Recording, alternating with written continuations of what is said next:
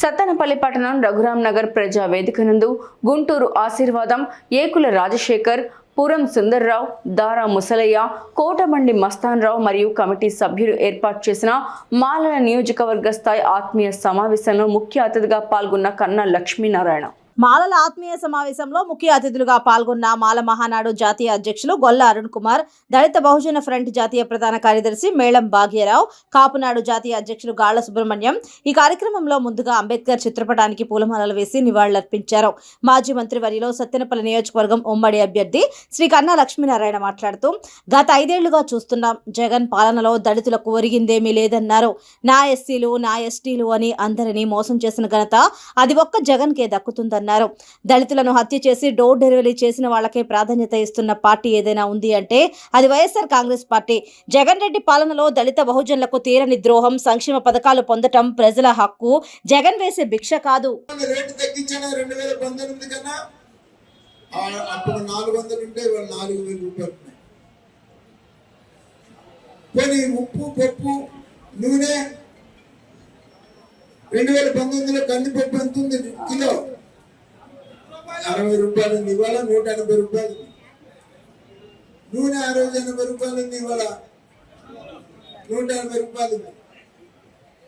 ఈ రకంగా ఆయన ముఖ్యమంత్రి అయిన 4 మాసాల్లోనే చెప్పాను, ఆయన ఇచ్చేటువంటి నవరత్నాలు ఎలా ఉన్నాయంటే చాక్లెట్ మనకిచ్చి నక్లెస్ మన నొట్టి మీద ఎత్తికెళ్ళినట్టు. పైగా మనకు దళితులకు చేసినటువంటి ద్రోహం పెద్దలందరూ కూడా చెప్పారు. మనకు రాజ్యాంగబద్ధంగా మనకు రావాల్సినటువంటి ఎస్సీ ఎస్టీ సప్లాన్ నిధులు తీసేశాడు. మన పిల్లలకు వచ్చేటువంటి స్కాలర్షిప్స్ రద్దు చేశాడు.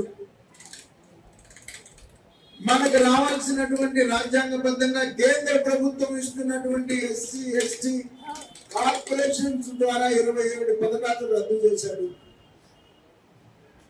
కేంద్ర ప్రభుత్వం 130 సంక్షేమ కార్యక్రమాలు ఇస్తూ ఉంటే తాను మాత్రం 9 సంక్షేమ కార్యక్రమాలు ఇచ్చి దద్దిమా డబ్బులను కూడా జగన్మోహన్ రెడ్డి కేంద్ర ప్రభుత్వం ఇచ్చే డబ్బులు జేబులో వేసుకుంటున్నాడు. మరి ప్రజలు మోయలేనంత భారం ప్రజల మీద మోపుతూ రాష్ట్రం మోయలేనంత అప్పు తీసుకొచ్చాడు. 12 లక్షల కోట్ల రూపాయల అప్పు. అదేమంటే వైసీపీ నాయకులు మాట్లాడతారు, రాజధాని కట్టాలంటే 1,00,000 కోట్లు కావాలని. మరి 12 లక్షల కోట్లు తెచ్చాడు. 9.5 లక్షల కోట్లు సంక్షేమ కార్యక్రమాలు ఇచ్చానని చెప్తున్నావు. 9.5 లక్షల కోట్లు ఏమైనాయి? 9.5 లక్షల కోట్లు రాజధాని కట్ల. రాజధాని పేరు చెప్పి విశాఖపట్నం మొత్తం దోచేశారు. పోలవరం గట్ల. మీరు అనుకోవచ్చు రాజధాని కడితే మనకేమొస్తుందని. మన పక్కనే ఉన్న రాజధానిలో కొన్ని లక్షల కోట్ల రూపాయలు పనులు జరుగుతుంటే ఎక్కడికే పోకుండా మన రాజధానిలోనే మనం పని చేసుకొని మన బిడ్డలు కానీ మన భర్తలు కానీ మన వాళ్ళు కానీ అందరూ కూడా పని చేసుకుని సాయంత్రం గ్రామానికి వచ్చేటువంటి పరిస్థితి ఉంటుంది. అటువంటి రాజధాని సర్వనాశనం చేసినాడు. 72% చంద్రబాబు నాయుడు గారు పోలవరం నిర్మాణం పూర్తి చేస్తే దాన్ని నాశనం చేసేసినాడు. చంద్రబాబు నాయుడు గారు మన ప్రాంతానికి తాగునీరు సాగునీరు ఇవ్వడం కోసం గోదావరి నీళ్లు తీసుకొచ్చి మన కృష్ణా నదిలో పోసి మన ప్రాంతానికి సాగునీరు తాగునీరు ఇచ్చేటువంటి స్కీమును శాంక్షన్ చేసి 6,000 కోట్ల రూపాయలతో నగరకల్లిలో శంకుస్థాపన చేసి టెండర్స్ కూడా ఫైనల్ చేస్తే కాంట్రాక్టర్ కొన్ని 1,000 కోట్ల రూపాయల మెటీరియల్ ని రెడ్డిగూడెం దగ్గర కానీ ఎర్రబాలెం దగ్గర క్రోసూర్ దగ్గర ఎర్రబాలెం దగ్గర కానీ కొన్ని 1,000 కోట్ల రూపాయల మెటీరియల్ పని చేయడానికి స్కీమ్ చేయడానికి దుడ్డుదాన్ని తుప్పు పట్టిపోయి ప్రజల సొమ్మది. ఎవరి సొమ్ము కాదు. కొన్ని వేల కోట్ల రూపాయల ప్రజాధనాన్ని దుర్వినియోగం చేసి తన లక్ష్యం తాను భారతదేశంలో అత్యంత ధనికవంతుడు కావాలని చెప్పే మాటలన్నీ కూడా మోసం, దగ, అబద్ధం. మళ్ళీ కొత్త అబద్ధాలతో కులానికి ఒక అబద్ధం చెప్పుకుంటూ ముందుకు వస్తున్నాడు. దయచేసి మళ్ళీ మోసపోబాకండి.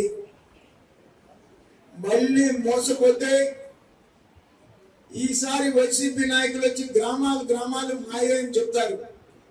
చెప్పుకోవడానికి కూడా దిక్కు లేదు. ఇంతకు ముందు కోర్టుకు వెళ్ళొచ్చు, ఇప్పుడు కోర్టు అధికారాలు తీసేశారు. 4 నెలలుగా లీడర్లందరూ కూడా రోడ్డును పడి ఆ చట్టాన్ని రద్దు చేయమని చెప్పేసి కోర్టులకు వెళ్లకుండా ఉద్యమాలు చేస్తున్నారు. ఈ రాష్ట్రంలో ఉన్న లీడర్లందరూ కూడా గ్రామాలు వాళ్ళ మాజీ అని చెప్పినా కూడా చెప్పుకునే దిక్కులేని పరిస్థితి. మనం కాపాడుకోవడానికి, ఈ రాష్ట్రాన్ని రక్షించుకోవడానికి మన దళితులకు రాజ్యాంగబద్ధంగా రావాల్సినటువంటి పథకాలన్నీ కూడా తెచ్చుకోవడానికి కేంద్ర ప్రభుత్వం ఈ దేశంలో ఉన్నటువంటి పేదవాళ్ళని సామాజికంగా, ఆర్థికంగా అభివృద్ధి చెందడానికి ఇచ్చేటువంటి 130 పథకాలు మళ్ళీ మనకు రావడం కోసం, కానీ మళ్ళీ మనం ఎన్డీఏ కూటమిని అధికారంలోకి చంద్రబాబు నాయుడు గారిని ముఖ్యమంత్రిగా తెచ్చుకుంటే తప్ప ఈ రాష్ట్రం బాగుపడదు, మన బిడ్డలకి భవిష్యత్తు లేదు. వీటిని దృష్టిలో పెట్టుకుని ఎన్డీఏ శాసనసభ అభ్యర్థిగా నేను, ఎన్డీఏ పార్లమెంట్ అభ్యర్థిగా కృష్ణదేవరాయలు గారు, ఇద్దరం కూడా సైకిల్ గుర్తు మీద మరి పోటీ చేస్తున్నాం. మీరందరూ కూడా 2 ఓట్లు సైకిల్ గుర్తు మీద ఓటేసి మమ్మల్ని ఇద్దరు కూడా గెలిపించి ఈ రాష్ట్రాన్ని రక్షించుకుందాం.